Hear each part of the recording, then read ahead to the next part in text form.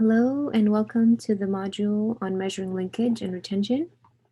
My name is Hana Azman Firdaus. I am a technical advisor with the Institute for Global Health Sciences at the University of California, San Francisco. This module focuses on measuring linkage and retention, areas we have noted that are not captured in the Cascade directly, but are critical to understanding how to achieve the UNAIDS fast track targets. In terms of an outline for this specific module, we will be covering definitions of linkage to and retention on ART, as well as key challenges in measuring retention.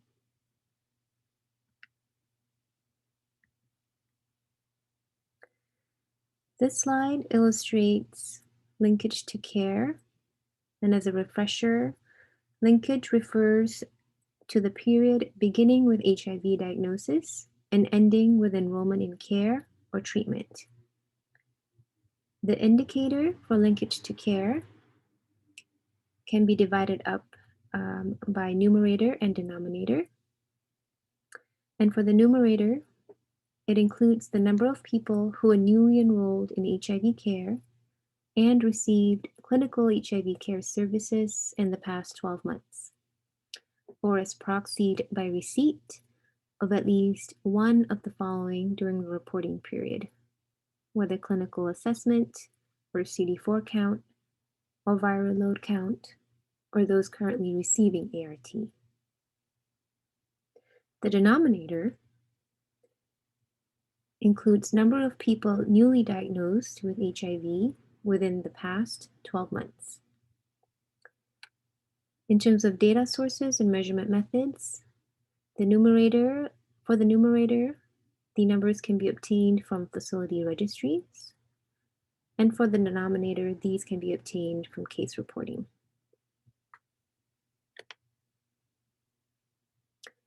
It should be noted, however, that linkage to care is a complex process involving physical locations, patient perspectives and decisions, laboratory testing, as well as care provider decisions.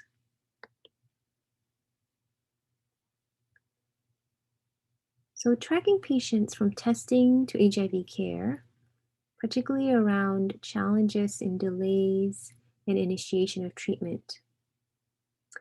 Perhaps we just want to take a step back and talk a little bit about those who are newly enrolled in HIV care and what that really means. WHO recommends that all patients be enrolled in HIV care at their first facility visit following an HIV positive diagnosis, which may take place in the same facility or on the same day as the HIV diagnosis, and that treatment be started as rapidly as possible. Advantages of rapid start include lowering of the set point of viral burden to reduce long-term clinical morbidity and to afford immediate benefits of achieving undetectable viral load status for prevention of onward transmission. That said, this is particularly challenging when diagnosis and HIV care take place in different settings. It can also be a challenge when many facilities where people who test are not assigned a unique identifier.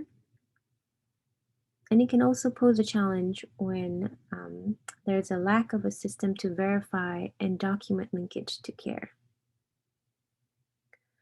However, ART may not be started on the same day as enrollment due to treatment of existing OIs or when intensive support or psychosocial counseling is required. There are guidelines that detail the specific criteria for starting ART when specific OIs, including TB, are diagnosed. For patients who may have received prior ART, quote-unquote newly enrolled will include treatment-experienced patients with or without clinical records who received ART from sources outside the system. For example, patients who are seen by private practitioners or patient who buys drugs themselves or is sent drugs. These individuals are being re-engaged and should start treatment rapidly. Newly enrolled patients do not include those who have been referred or transferred in with documentation, that is, referral or transfer slip or patient record. Two other caveats that we wanted to highlight regarding initiation of treatment. There is the situation around late HIV care initiation, and these are proportion of adults newly enrolling in HIV care with CD4 counts under 350 and stage 3 and 4 of HIV disease. It reflects a combination of factors, including late diagnosis and the time between diagnosis and enrollment in HIV care. Another setting where initiation is a little bit different in terms of the definition would be the PMTCT initiation, where this specifically speaks to proportion of children under 5 years who initiated ART within 1 month after diagnosis. So there are various nuances that we do want to consider when we're tracking patients from testing to HIV care.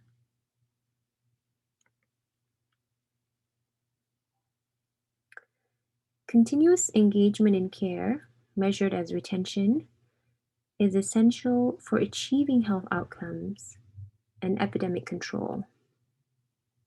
And how do we achieve this? Continuous ART retention is essential in order to achieve sustained HIV suppression, decreased emergence of drug resistance, improved survival and quality of life, and reduced HIV transmission. It's very well known that retention in ART programs is a major challenge, specifically in pediatric and adolescent populations, postpartum women, and men, and because of stigma and discrimination. Retention and treatment adherence are determined by multiple factors.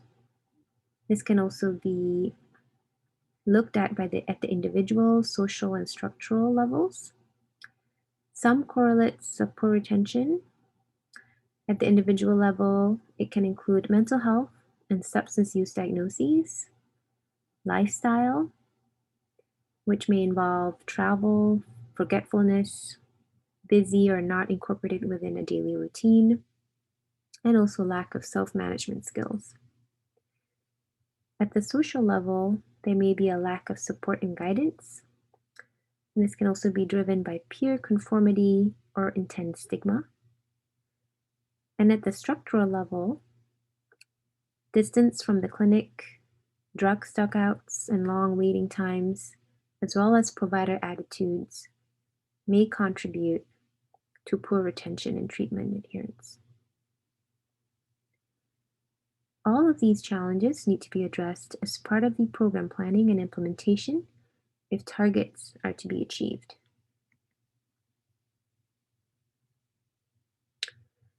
So specifically with retention in HIV care, this includes a patient who is enrolled in HIV care and routinely attends services appropriate to the need. The global indicator ART5 states that the number and percentage of people who are still alive and on ART at 12 or 36 to 60 months after initiating ART constitutes as those who are retained in HIV care. When aggregated at the facility level, the numerator does not include those who transferred to another clinic by 12 or 36 or 60 months, those who have died, those who are known to have stopped ART or are lost to follow-up. Nationally representative estimates of retention are obtained by sampling a subset of clinics and patients using either early warning indicator methods or methods outlined in the guidance for surveillance of acquired HIV drug resistance.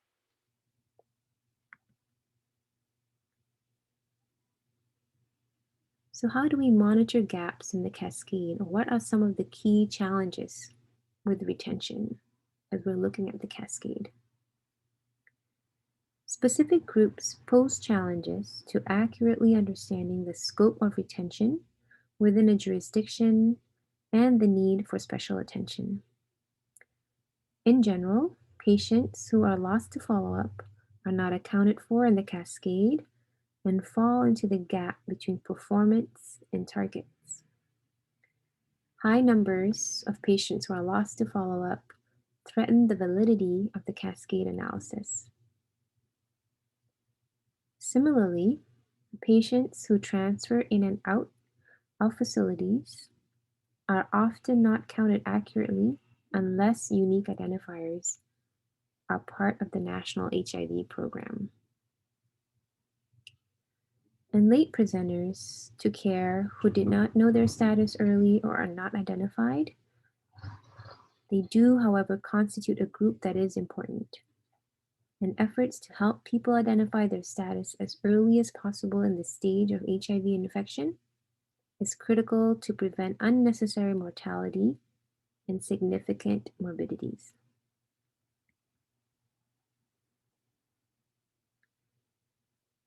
This slide here demonstrates the linkage in a cascade from one of our sister fast-track cities. This is Kiev in the Ukraine. It illustrates the drop-off from enrolled PLHIV to PLHIV in active follow-up. Of the 11,300 patients officially registered, only 9,086 or 80.4% are in active follow-up. 2,214 or 19.6% are lost to follow-up. These individuals may be truly lost to care or may have died or transferred care. And I think having and being able to look at this visually in terms of the drop-offs and using calculations may help programs determine how best to use their resources in terms of ascertaining final outcomes for those that are seen as potentially lost to follow-up. And I believe this is covered in another module under interpreting cascades. And there are a few examples from there as well, taken from a lot of the fast-track cities dashboard and information.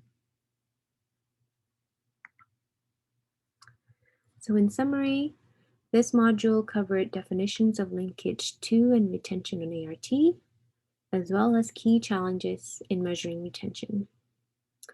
Thank you very much for your attention, and I hope this was useful. Have a good day. Thank you.